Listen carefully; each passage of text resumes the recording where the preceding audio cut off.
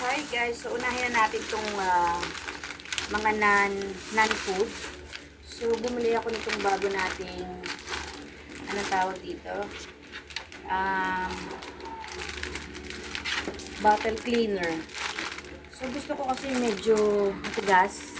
So, hindi siya basta-basta nadideform yung foam para pagka kinuha mo yung gatas, magaling malinisan.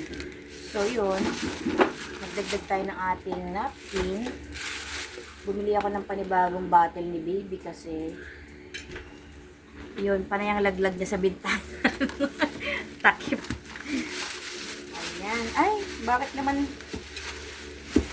tinabi yung Yakult tsaka Yakult tsaka dairy cream. Yan, masarap yan sa mainit na pandesal. Ito ang matagilhin dahil talaga ako nahiyang sa sabon na to.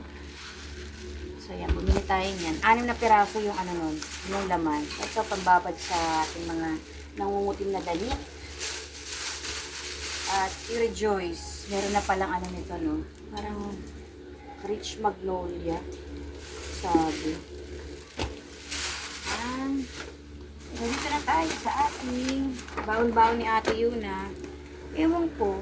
Ito kasi yung pinagbilan ko, hindi siya parang sikat na tindahan. Pero ano rin siya, malaking pamilihan din. Hindi nila binubuksan. Ano natin? Ay!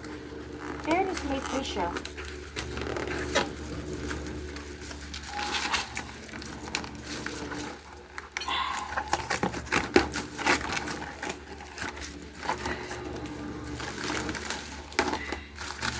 Meron ka sa loob na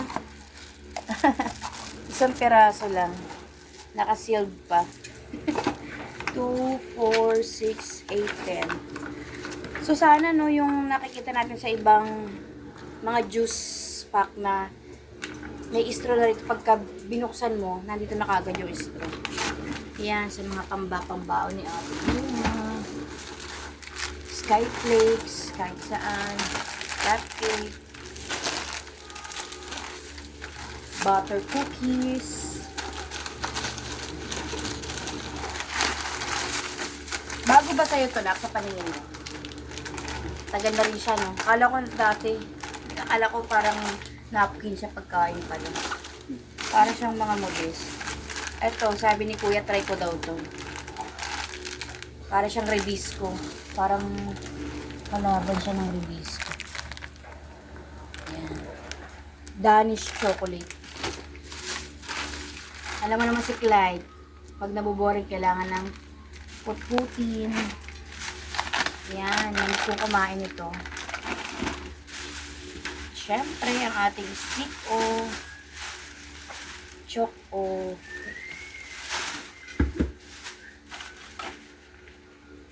so, lahat ng ito ay nagkakahalaga siya ng 3,500.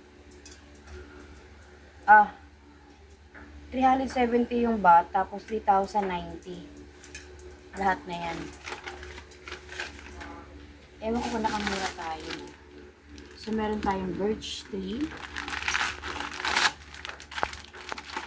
Ano ata ito, parang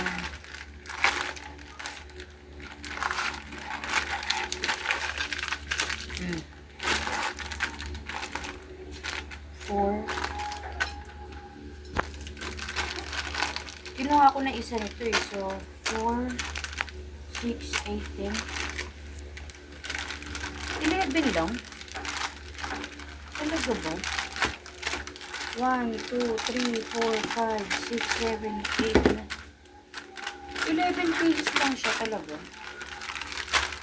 Well, meron tayo ito.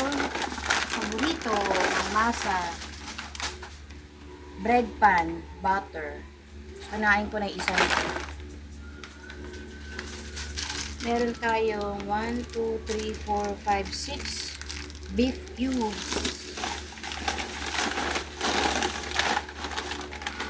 Bread pan, bicat, Milo, 1, 2, 3, 4, 5, 6, 7, 8, 9, 10. Buti pa yung Milo 12. Binawasan ko na isa yun. Pillows. Alam ko na miso ni Ate Yuna. Tayo ng pillows.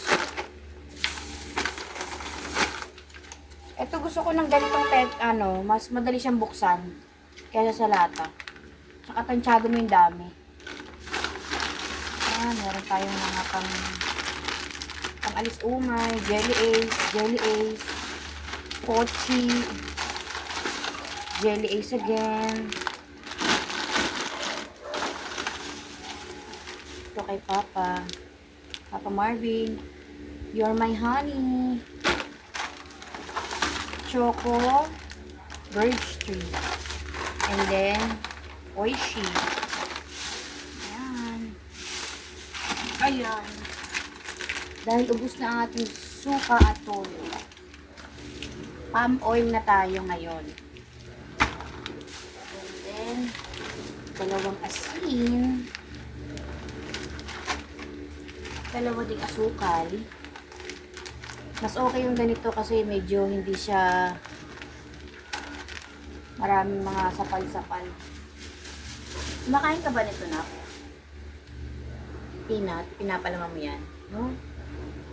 Dati hindi ko na-appreciate yan, pero pag nilagyan mo na siya ng mga blueberry or ibang toppings, nai-enhance yung lasa niya. Ayan, may mugong-mugong tayo malaki. Gusto ko talagang gawin kanina maggawa ng kwek-kwek. Kaso, sabi ko, mamimili muna ako. Kaso yun, hindi na ako nadaanan ang yung itlog na maliliit. So, yan. Whole kernel corn. Ito yung pang ano mo na ko. Sa may seaweeds. So, 2 century na plain lang siya. Flakes in oil. Plain lang dapat. Para makakain si Bunso. Meron tayong cowbell na condensed tsaka Alaska Buff. Formaha blanca or ginatang mais. Siyempre, pambaon-baon ni Ate Yuna, hindi mawawala ang San Marino corn tuna. Not spicy. Pero kumakain ng spicy na, di ba? No. So, that's all for today. Yun lang ang ating pinamili. Ayan siya. Bye for now, guys. Thank you so much for watching.